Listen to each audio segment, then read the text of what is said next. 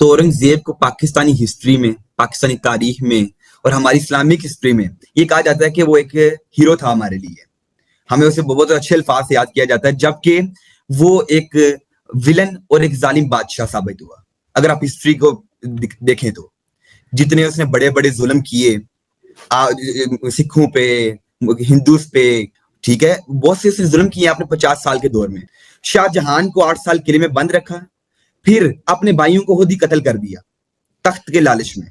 इसने औरंगजेब ने? जी बिल्कुल, अपने भाइयों को कत्ल करके तख्त पर बैठ गया। इसने कहा कि मैं अपने भाइयों को कत्ल कर देता हूँ। यानी कि वालिद को जेल में डाल के रखा, कैद करके रखा, भाइयों को कत्ल कर दिया और बादशाह बन गया। और आप कह रहे हैं कि ये एक विलन था जो इस्लामिक हिस्ट्री के अंदर। बिल्कुल विलन था जिसे हमने पाकिस्तान में हम हीरो बना रहे हैं। औरंगजेब ने कहता था कि सबसे पहले तो काशी विश्वनाथ टेम्पल तोड़ा, फिर केशव राय टेम्पल तोड़ा, सोमनाथ का गुजरात का जो टेम्पल है वो तोड़ा, और उन्हें जो था मॉस्क में तब्दील कर देता था, मस्जिद बना देता था। उसने कहा जो नॉन मुस्लिम है जिजिया देना पड़ेगा, टैक्स देना पड़ेगा, या फिर आप इस्लाम कबूल कर लें या फिर आप जिजिया दें। ये जो चीज है आज फिर हम भारत में देखते हैं कि ये जो सारी की सारी हिस्ट्री आप अमीर हुसैन देखते हैं तो उनके अंदर, इंडियंस के अंदर ये गुस्सा है कि हमारे लोगों के साथ माजी में किस तरह ट्रीट किया गया। दोस्तों, इसलिए पाकिस्तान के अंदर 3.5 करोड़ बच्चा जो है वो स्कूल नहीं जाता है, क्योंकि उनको एजुकेट नहीं किया जा सकता। अगर वो एजुकेट कर देंगे तो वो थोड़ा पढ़ लेंगे, वो पढ़ लेंगे तो उनको पता लग जाएगा कि उनको हिस्ट्री गलत पढ़ाई गई है। उनको ये भी पता लग जाएगा कि जो ये पढ़ा रहे हैं सब गलत है। पूरी लड़ाइयाँ इन्होंने ही लड़ी हैं, हर लड़ाइयाँ ये हारे हैं, और जिनको ये अपना वो आदर्श बोलते हैं वो है ही नहीं है। कोई पारसी है, कोई तुर्की है, कोई अफगानी है, और इन्होंने तो तलवार के बलबूते पे डर के, जो तलवार से डर के इन्होंने सलवारें पहनी थी। इनको सब पता लग जाएगा, इसलिए ये पढ़ाते नहीं है, इसलिए इनको जाहिल रखा हुआ है और ये जाहिल ही रहेंगे। अब हालत ये हो चुकी है कि इनकी अगर सच भी बोलेंगे ना तो उनको कोई सुनेगा नहीं, क्योंकि इनके दिमाग में नसों में भर दिया गया।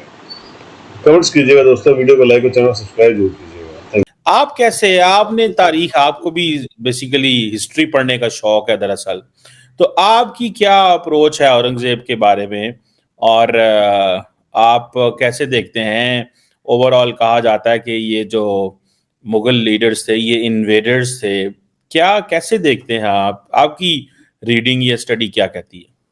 चिमा साहब, सबसे पहले तो देखा जाए तो औरंगजेब को पाकिस्तानी हिस्ट्री में, पाकिस्तानी तारीख में और हमारी इस्लामिक हिस्ट्री में ये कहा जाता है कि वो एक हीरो था हमारे लिए। हमें उसे बहुत अच्छे अल्फाज से याद किया जाता है, जबकि वो एक विलन और एक जालिम बादशाह साबित हुआ। अगर आप हिस्ट्री को देखें तो जितने उसने बड़े बड़े जुल्म किए सिखों पे, हिंदूस पे, ठीक है, बहुत से उसने जुल्म किए आपने 50 साल के दौर में। 49 ईयर्स तक उसने हुकूमत की। चिमा साहब, सबसे पहले देखें, एक बादशाह जो होता है, एक कंट्री का लीडर जो किंग होता है, वो रहमदिल होता है, लेकिन उसने क्या किया? सबसे पहले जो थे शाहजहां, उनको उसने एक आगरा के किले के फोर्ट में बंद कर दिया, क्योंकि उसे पता था कि जो इस टाइम बीमार है शाहजहां, उसके जो वालिद हैं वो बीमार थे। उसने कहा क्यों ना मैं तख्त पे कब्जा कर लूं और अपने वालिद को जो है मैं आगरा के फोर्ट में बंद कर देता हूँ। ठीक है जी, वो बीमार थे, उन्हें आगरा के फोर्ट में बंद कर दिया गया। 8 साल तक शाहजहां उस किले में कैद रहे और फिर उनकी इसमें डेथ हो गई। 8 साल एक बादशाह ने अपने बाप को जो है रखा हुआ है। इंसानियत देखें, इंसानियत जो देखी जाती है कि आप अपने खानदान के साथ कैसा सलूक करते हैं। शाहजहां को 8 साल किले में बंद रखा, फिर अपने भाइयों को खुद ही कत्ल कर दिया तख्त के लालच में। इसने, औरंगजेब ने? जी बिल्कुल, अपने भाइयों को कत्ल करके तख्त पर बैठ गया। इसने कहा कि मैं अपने भाइयों को कत्ल कर देता हूँ। यानी कि वालिद को जेल में डाल के रखा, कैद करके रखा, भाइयों को कत्ल कर दिया और बादशाह बन गया। और आप कह रहे हैं कि ये एक विलन था जो इस्लामिक हिस्ट्री के अंदर। बिल्कुल विलन था जिसे हमने पाकिस्तान में हम हीरो बना रहे हैं। हमारी बुक्स में क्या लिखा है कि औरंगजेब वाज अ हीरो, लेकिन दरअसल आप हिस्ट्री देखो, हजारों सिख इसने मार दिए, हजारों हिंदूज मारे, कई टेम्पल्स तोड़ दिए। और चीमा साहब, मैं आपको बताता हूँ कि औरंगजेब ने क्या क्या किया। कि औरंगजेब ने कहता था कि सबसे पहले तो काशी विश्वनाथ टेम्पल तोड़ा, फिर केशव राय टेम्पल तोड़ा, सोमनाथ का गुजरात का जो टेम्पल है वो तोड़ा, और उन्हें जो था मॉस्क में तब्दील कर देता था, मस्जिद मस्जिद बना देता था। उसने कहा जो जो नॉन मुस्लिम उन्हें जिजिया देना पड़ेगा, टैक्स देना पड़ेगा, या फिर आप इस्लाम कबूल कर लें या फिर आप जिजिया दें। फिर चीमा अच्छा। साहब जुल्म की इंतहा तो ये थी कि अब वो कोई भी बंदा उधर औरंगजेब के दौर में अपना रिलीजन को प्रीच नहीं कर सकता। हाँ हाँ। कई पंडित मारे जाते थे, हर रोज पंडित मारे जा रहे हैं, हर यानी कि रोज हिंदू। आप ये कह रहे हैं कि जो फ्रीडम ऑफ एक्सप्रेशन था, जो रिलीजियस फ्रीडम थी, वो नहीं थी। बिल्कुल नहीं थी। यानी कि सिर्फ और सिर्फ ये था कि बाकी मज़ाहब को उसने कंट्रोल करके रखा हुआ था, बाकी मज़ाहब को वो आज़ादी नहीं थी जो औरंगजेब देता, तो इसकी वजह से एक घुटन का माहौल था। अच्छा। चीमा साहब हजारों रोज हिंदू मारे जाते, कई पंडित उसने मारे, लाखों लोगों को ऐसे ऐसे ही कत्ल कर दिया गया था उसके दौर में।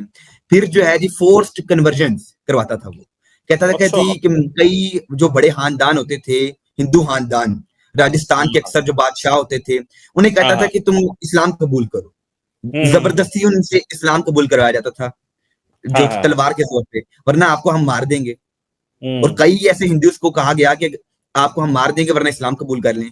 कुछ ने इस्लाम कबूल कर लिया, कुछ ने कहा आप हमें मार भी नहीं तो हमें कोई फर्क नहीं पड़ता, हम अपने दीन पे, अपने ईमान पे कायम रहेंगे। हम्म। ऐसे ही हुआ, हजारों लोग इस तरह मारे गए। कई हिंदू सेंट्स लीडर्स को मार देना, जैसे कि शिवाजी महाराज के जो बेटे थे संभाजी महाराज, उन्हें इसे हाँ। 1689 में कैप्चर कर लिया था।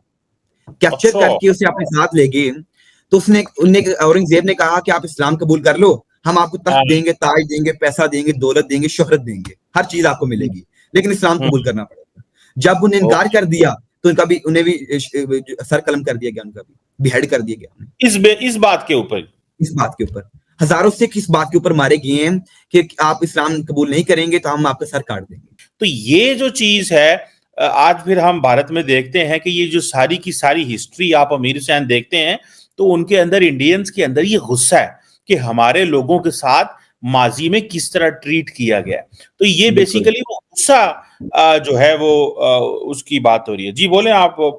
इमा साहब क्या? आगे आप देखें, जो सिख्स के ऊपर जुल्म किया गया, जो हाँ। 9th गुरु थे सिखों के, गुरु तेग बहादुर जी, उन्हें अच्छा। 1675 में शहीद कर हम्म। दिया गया था। क्योंकि गुरु तेग बहादुर जी जो थे वो दिल्ली में हिंदुओं की आजादी, जो फ्रीडम थी रिलीजियस, उनके हवाले से बात करते थे। कहते थे कि ओके। पंडित को पूजा करने दो, आप इनका जो हक खा रहे हो कि आप किसी को पूजा नहीं करने देते, हिंदूज को मैंने, क्योंकि हिंदूज को तंग किया जाता था। तो जब उन्हें आवाज उठाई हिंदूज के लिए, पंडित के हाँ। लिए, उन्हें वो ले हम्म। गए, टॉर्चर किया गया, फिर उनका सर हम्म। कलम कर दिया गया, उन्हें भी शहीद कर दिया गया उस वक्त।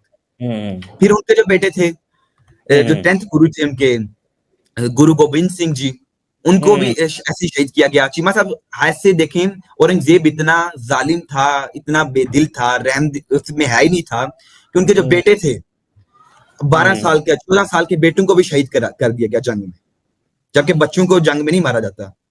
लेकिन और ये आपको पता है कि ये जो चीज होती है कि बच्चे, खवातीन, फसलें, माजूर लोग जो हैं, इनको जानवर, मतलब आप, ये तो मैंने, आप जब पढ़ें, मैं इसको जो वॉर डॉक्ट्राइन पढ़ें, या आप ये पढ़ें कि तारीख जो है, अमीर हुसैन तारीख को पढ़ें तो पता चलेगा ना।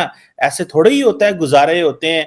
ये तो अनफॉर्चुनेटली दुख की बात है यार, मुझे तकलीफ हो रही है यकीन करके माने ये बात सुन के कि हमारे रूलर, जो जिनको हम रूलर कहते हैं, ये हमारे तो रूलर नहीं थे। ये उस वक्त हम तो 1947 के बाद वालों को मानते हैं, हम तो उन्हीं को भुगत रहे हैं। 1947 के बाद वालों के कारनामे जो है वो हमें पाकिस्तान को इस मुकाम पे लेके आ गए हैं। ये पता नहीं क्यों इनको कहते हैं, ये हमारा तो इनसे कोई ताल्लुक नहीं था। अब इस्लामिक हिस्ट्री में एक बंदा जो है वो स्पेन में है, तो हम उसको तो ऑन नहीं कर सकते ना। हम तो आज जिस रियासत में बैठे हुए हैं, रियासत पाकिस्तान, 14 अगस्त 1947 के बाद यहाँ पे जो कुछ आया, हम तो उसी को डिफेंड करेंगे, उसके हक में बोलेंगे या उन पॉलिसीज के खिलाफ बोलेंगे। तो ये आप जो बातें बता रहे हैं कि 9वें गुरु को भी मार दो, 10वें को भी मार दो, और असल में देखें ये पॉइंट है, ये जो हिस्ट्री है ना, ये हिस्ट्री बड़ी लीथल हिस्ट्री है। और हमें सच्ची बात तो ये है, हम तक हिस्ट्री किसी ने सही पहुंचाई नहीं है। ये हिस्ट्री है, ये है हमारी हिस्ट्री। ये इन इन रूलर्स को आप जो है ना, इनकी तारीफें करते हैं, और देखे ना, इनको इन्वेडर कहा गया, क्यों? वैसे मुगल्स इन्वेडर थे, इसमें भी कुछ थोड़ा बताएं यार हमें आप। कि मतलब जी जी। ये जो इन्वेडर्स है वो सही कहते हैं कि इन्वेडर्स थे, बाहर से आए हुए थे, इंडिया के तो ये है नहीं थे मुगल्स। चिमा साहब, ये जो बाबर था, ज़हीरुद्दीन बाबर, ये दरअसल ताल्लुक था पीछे पर्शिया से, और पर्शियन जबान में मुगल को मंगोल कहा जाता है। अच्छा। सॉरी, मंगोल को मुगल कहा जाता है पर्शियन जबान में, असल में ये मंगोल थे पीछे से।